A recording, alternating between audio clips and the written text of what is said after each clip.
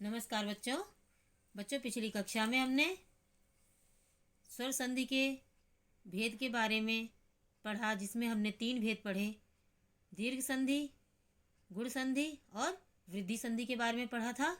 आज बच्चों हम स्वर संधि का चौथा भेद यड़ संधि के बारे में पढ़ेंगे।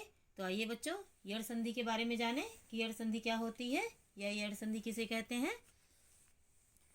जब ई या बड़ी ई, ऊ या बड़ा ऊ, री के बाद कोई भिन्न यानी असमान स्वर आए तो छोटी ई बड़ी ई के स्थान पर या छोटा ऊ बड़ा ऊ के स्थान पर वा, री के स्थान पर रा और री के स्थान पर ला हो जाता है। इसे ही बच्चों यड़ संधि कहते हैं। कहने का अर्थ यह है बच्चों कि अगर पहले शब्द के अंत में छोटी ई या बड़ी ई आता है, उसके बाद इसके अलावा अन्य कोई स्वर दूसरे शब्द के शुरू में आता है तो छोटी ई और बड़ी ई के स्थान पर या हो जाएगा। इसी तरह से पहले शब्द में के अंत में छोटा ऊ या बड़ा ऊ आता है, उसके बाद कोई अन्य स्वर आता है दूसरे शब्द के शुरू में तो वहाँ पर वाह हो जाएगा ऊ के स्थान पर। और री आता है अगर पहले शब्द के अंत में और दूसरे शब्द के शुरू में कोई भी स्वर आता है तो उसके स्थान पर किसके री के स्थान पर रा हो जाता है। और इसी तरह से ली शब्द पहले शब्द के अंत में आता है और बाद दूसरे शब्द के शुरू में कोई भी स्वर आता है तो री के स्थान पर ला हो जाता है। तो बच्चों आइए इसे उदाहरणों के द्वारा जानें। जैसे यहाँ पर उदाहरण दे, ई धन भिन्न स्वरा बराबर या, मतलब ई का या हो जाएगा। ई के बाद कोई भी अलग स्वर आता है, असमान स्वर आता है जो ई के समान ना हो, कि ई के बाद ई ना आए या ई के बाद बड़ी ई ना आए। अन्य कोई स्वर आए जैसे आ आए, ए आए, ऊ आए, इस तरह से कोई भी स्वर आए तो ई के स्थान पर या हो जाता है। जैसे यहाँ पर उदाहरण दिया है, इति धन आदि बराबर इत्यादि। तो आप देख रहे हैं यहाँ पर क्या है, इति। आप देख रहे हैं पहले शब्द के अंत में भी ई आया है, मात्रा के रूप में आया है, तो यहाँ पर आया ई, छोटी ई है धन और असमान स्वर। अब इसके समान तो यहाँ स्वर नहीं है ना, दूसरे शब्द के शुरू में आया तो ई के स्थान पर क्या हो गया, या हो गया। तो इसको हमने किस तरह से लिखा, जब यहाँ पर ता के साथ छोटी ई की मात्रा है तो ई का, जब इस छोटी ई की मात्रा का हमने या बनाया तो ता हमारा आधा हो गया, क्योंकि हमने यहाँ से स्वर हटा दिया तो ता आधा हो गया। तो इस मात्रा का या हो गया तो यहाँ पर क्या लिखा हमने, ई और आधा ता लिखा, और मात्रा का या हो गया और यहाँ पर आ जो है वो मात्रा के रूप में या के साथ आया और दी हो गया, तो इत्यादि शब्द बना। अगला उदाहरण है बच्चों, प्रतिधन एकम बराबर प्रत्येकम। तो आप यहाँ पर भी देख रहे हैं प्रति, तो आप देख रहे हैं पहले शब्द के अंत में ई आ रहा है तो ई मात्रा के रूप में, तो इस मात्रा को ही तो हम ई मानकर चल रहे हैं, ई स्वर है तो ई के स्थान पर ही तो या होगा, तो ई धन ए। अब यहाँ पर देखिए ई के समान स्वर नहीं है ना, अलग स्वर है, ए आया है, तो यहाँ पर ई के स्थान पर क्या हुआ, या हुआ। हमने यहाँ पर जब ई यहाँ ता में से हटाया तो व्यंजन वर्ण जो है वो आधा हो गया, तो प्र और आधाता प्रत, आधाता हो गया यहाँ पर, और ई के स्थान पर हमने या लगाया तो प्रत्यय, और जो ये ए है इसे हमने यहाँ मात्रा के रूप में लगाया तो प्रत्येकम शब्द बना। इसी तरह से बच्चों यहाँ बड़ी ई है, बड़ी ई धन भिन्न स्वरः बराबर या, कह रहे कि बड़ी ई आए और उसके बाद दूसरे शब्द के शुरू में कोई भी स्वर आए लेकिन छोटी ई या बड़ी ई नहीं आना चाहिए, इसके अलावा अन्य कोई भी स्वर आए तो बड़ी ई के स्थान पर भी या हो जाता है और छोटी ई के स्थान पर भी या हो जाता है। आप बहुत ध्यान से इस संधि को समझेंगे तो बहुत आसान लगेगी। इसमें से कोई भी स्वर या वर्ण आपको हटाना नहीं है, न स्वर हटाना न व्यंजन हटाना है, सब जो है आपके संधि में शब्दों के रूप में प्रयोग हो जाएंगे। तो यहाँ पर आप देखिए, जैसे सुधी धन उवाच, तो सुधी आप देख रहे हैं पहले शब्द के अंत में ई आ रहा है। कौन सा ई है? बड़ी ई है। और दूसरे शब्द के शुरू में ऊ आया। तो आप देख रहे हैं ई के समान तो स्वर नहीं है ना, अलग स्वर है, असमान है, समानता नहीं है इनमें। तो ई का क्या हो गया? या हो गया। अब जब हमने सुधी धी में से ई निकाला तो धा तो आधा हो गया ना, स्वर यहाँ आ गया, क्योंकि हमने इसी स्वर का तो या बनाना है। तो ये स्वर जब हटा तो व्यंजन वर्ण आधा हो गया। तो हमने इसको पहले क्या किया? सु और आधा धा, यहाँ सु और आधा धा लिख दिया। उसके बाद इसी बड़ी ई का या हो गया, उसके बाद या लिखा। अब ये जो छोटा ऊ है, चाहे यहाँ है और यहाँ हमने लिख के ही बताया है, इस ऊ को हम छोटे ऊ की मात्रा के रूप में या के साथ लगाएंगे। तो यहाँ या के नीचे हमने छोटे ऊ की मात्रा लिखा दी, तो लगाई, तो क्या हुआ? शुद्ध्युवाच शब्द बना। तो आप देख रहे हैं यहाँ पर मात्रा भी वर्ण के रूप में प्रयोग हुई, वर्ण के रूप में प्रयोग हुई, और जो और अन्य स्वर है दूसरे शब्द के शुरू में, वह मात्रा के रूप में प्रयोग हो गया। तो ई का या हो गया और ऊ को हमने मात्रा के रूप में प्रयोग किया। और धा से हमने अगर यहाँ से स्वर हटाया तो धा आधा हो गया। तो शुद्ध आधा हो गया, शुद्ध, और ई के साथ हम ई के स्थान पर हमने या लगाया, शुद्ध हो गया। और छोटे ऊ को हमने छोटे ऊ की मात्रा के रूप में यहाँ लगाया या के नीचे, तो शुद्ध्यु हो गया। और वाच हमने इसी तरह से लिख दिया, तो शुद्ध्यु वाच शब्द बना। इसी तरह से आप यहाँ पर देखिए देवी धन उवाच। तो आप देख रहे हैं देवी तो पहले शब्द के अंत में बड़ी ई आया, और धन असमान स्वर ऊ आया। तो क्या हो गया? ई के स्थान पर हमने या कर दिया, तो या को हमने हलंत के रूप में रखा, तो ये आधा ही है। अब इस या को भी तो पूरा करने के लिए यहाँ पर स्वर लगाना पड़ेगा। तो यही जो ऊ है, ऊ स्वर है, वह मात्रा के रूप में या के नीचे लगेगा। और देवी में से बड़ी ई हमने यहाँ पर स्वर जो है वो यहाँ से हटा दिया वा से, तो वा जो है आधा हो गया। तो हम इसको लिखेंगे दे और आधा वा, देव्य, और ई के साथ या आया तो देव्य हो गया।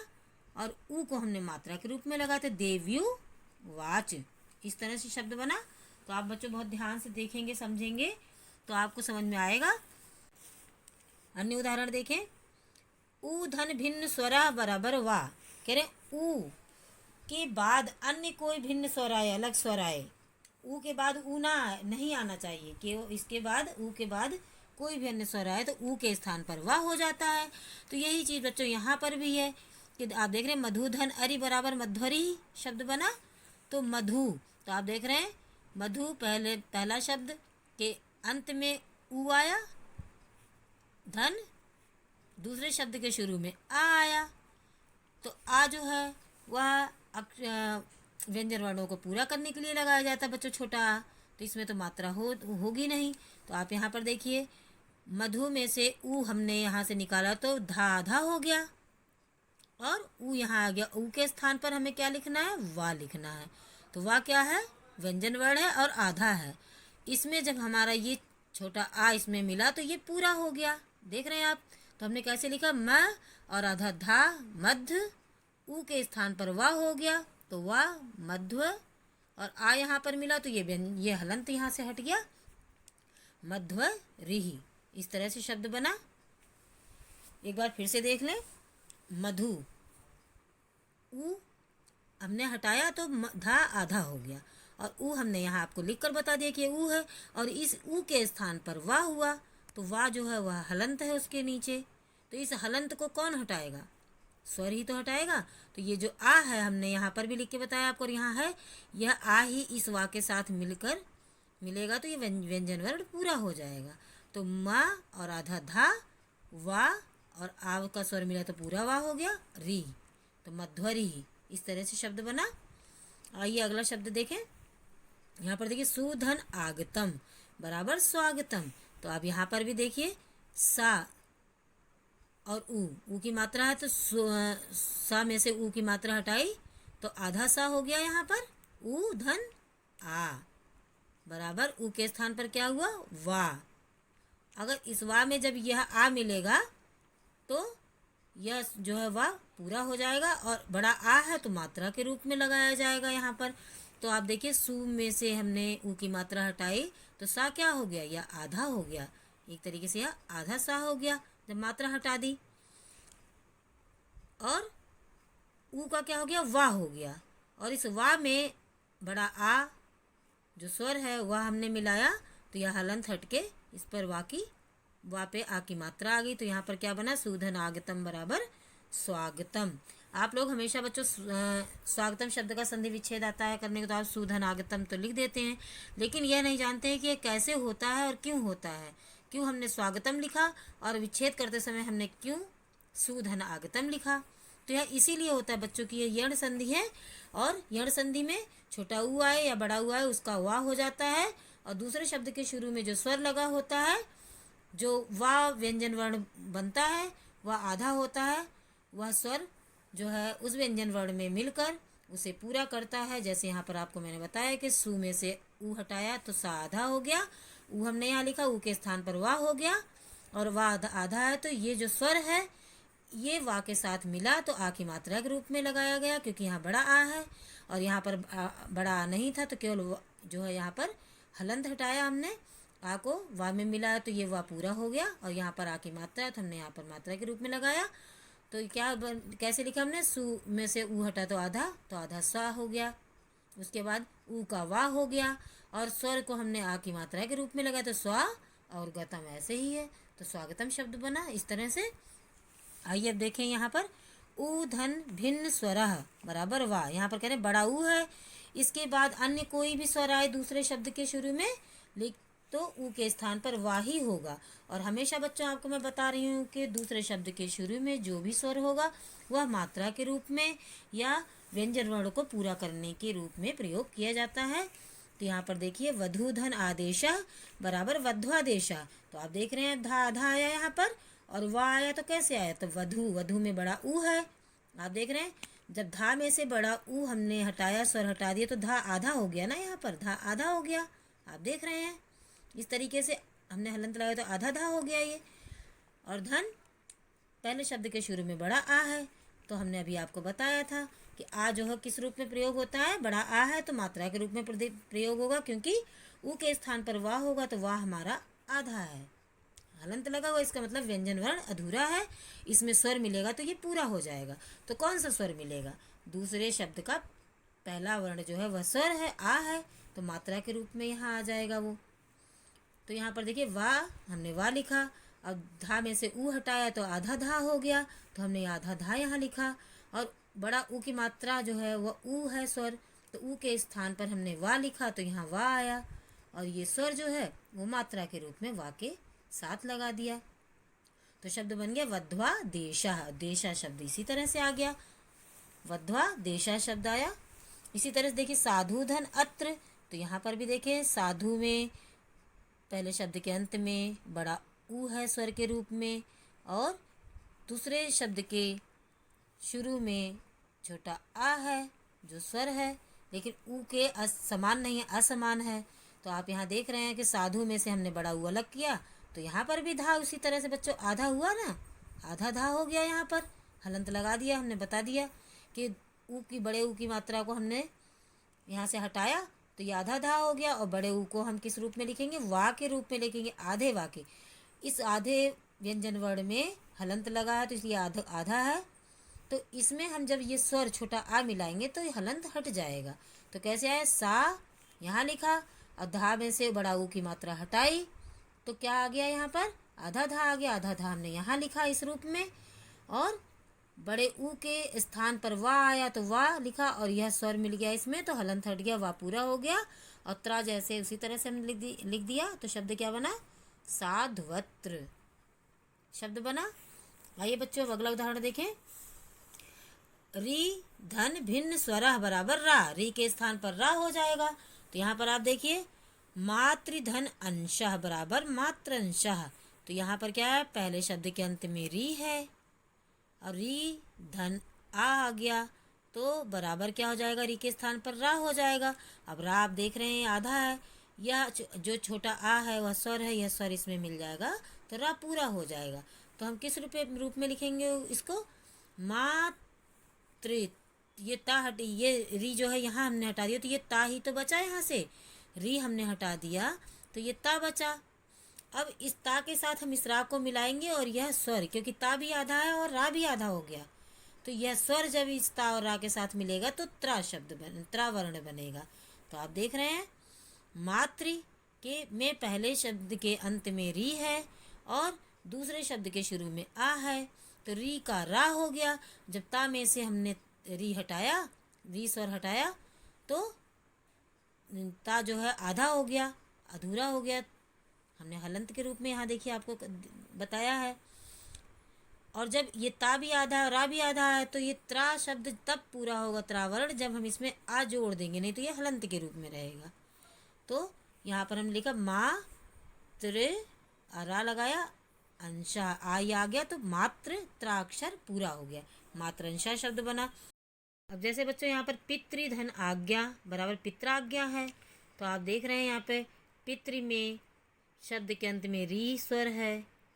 अब री जब हमने यहाँ से हटाया तो ता जो है हमारा वो क्या हो गया? आधा हो गया, ता आधा हो गया, हलंत हमने लगाया।